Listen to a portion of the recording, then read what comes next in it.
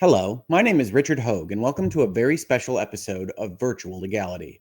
Today, December 30th, it has been exactly 2 years since my stroke, and while I can't guarantee that I'll continue the My Stroke series on every anniversary, I think I will use them to mark times when I hope I can offer a bit more insight into my experiences, like today. Last year I said that we start again, and I stand by that, we certainly do, but that notion was perhaps incomplete. Hence, starting is restarting. My hope with these anniversary specials is that I can give help to just a few stroke survivors or caregivers by sharing the often opaque contours of a journey through this process. I'd also like folks who haven't experienced but fear stroke, I've heard from so many of you this year, to see confirmation that it's not the end, even if new beginnings can most certainly be full of trial and doubt.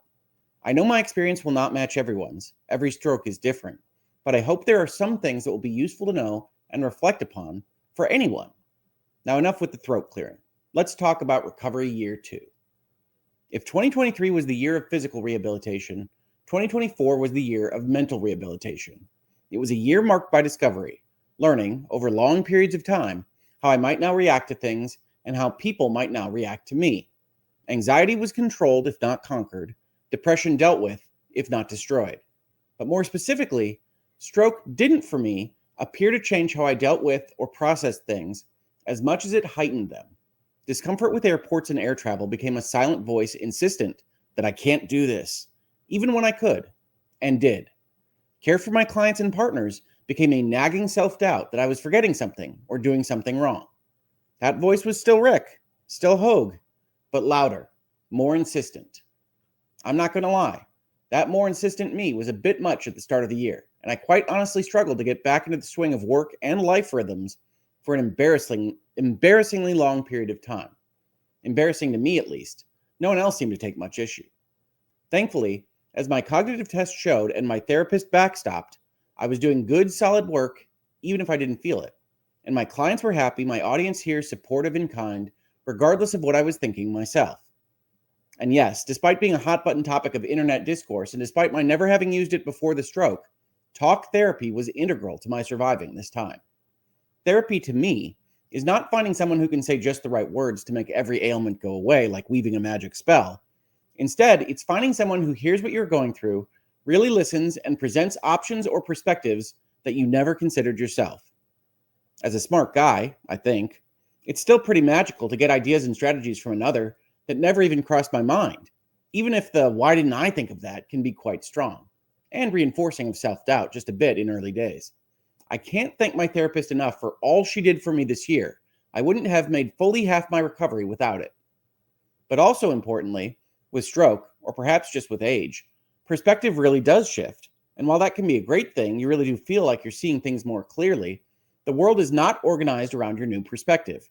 I quickly found that one thing that was extremely important to me was that I didn't want to waste anyone's time. Everything I did, whether in law, videos, or family life, I wanted to be additive and not wasteful. All good things, right? Of course. But it meant that I shied away from making certain videos, as an example, at first because I didn't know if I could, self-doubt, but then because I didn't know if I was offering any real insight or value, or worse, that my voice would be used to foment outrage mobs online in some way, as I was increasingly seeing on the more Reddity corners of the internet. Even things I loved doing became an uphill climb, both because of that doubt and anxiety, and then because of perspective value. And since work is how you pay the bills, financial stress became a part of our story as well. It was and is a difficult time, but starting is restarting. I was and am determined to keep fighting, even if I fear that to the outside world, it must look like I'm fighting with ghosts. Which is its own ball of wax, right? By September of last year, I could walk, talk, hold and throw things with my left hand. The most common comment from onlookers was I'd never known anything would have happened. But it did. Everything I just mentioned. It felt crippling at times, even as I knew I could not have possibly asked for a better physical recovery. Itself a source of guilt and doubt. What was wrong with me? Why couldn't I just be grateful? Seize this opportunity that I've been given. Why couldn't I do more? Why didn't I just make that video, take that client solicitation? But the last step was arguably the hardest. I needed rest. I wasn't wired that way. None of my upbringing, schooling, or work life had led me to be comfortable with the notion of stopping to recover. I'm still not good at it. Still feel uncomfortable that I'm not being as productive as I should be, even when the real production I need is time with family or just with Netflix. It clashes with the value demanded of my perspective shift and feeds my self-doubt. But this last and perhaps biggest struggle of the year is not as nefarious sounding as anxiety or depression. It's energy. Having gotten as far as I have this year, I've yet to entirely come to grips with the notion that everything I do will wipe me out about twice as much as I expect, borrowing, in many cases, from my effective energy on subsequent days. I'm told this is aging as much as stroke, but I unfortunately will never be able to entirely separate the two. And so planning, including for videos like this one, or work-related scheduling, is its own kind of uphill climb. One I'm still making, and one which even talking about brings sensations of fatigue. But I don't want this all to be seen as negative. This is not a complaint. I've arrived here 2 years stroke-free.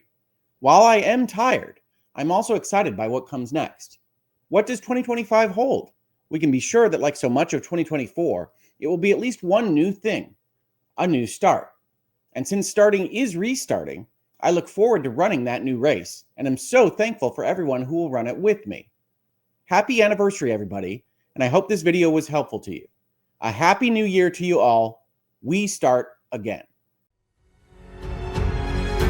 Virtual Legality is a YouTube video series with audio podcast versions presented as commentary and for education and entertainment purposes only. It does not constitute legal advice and does not create an attorney-client relationship. If you have legal questions about the topics discussed, please consult your own legal counsel.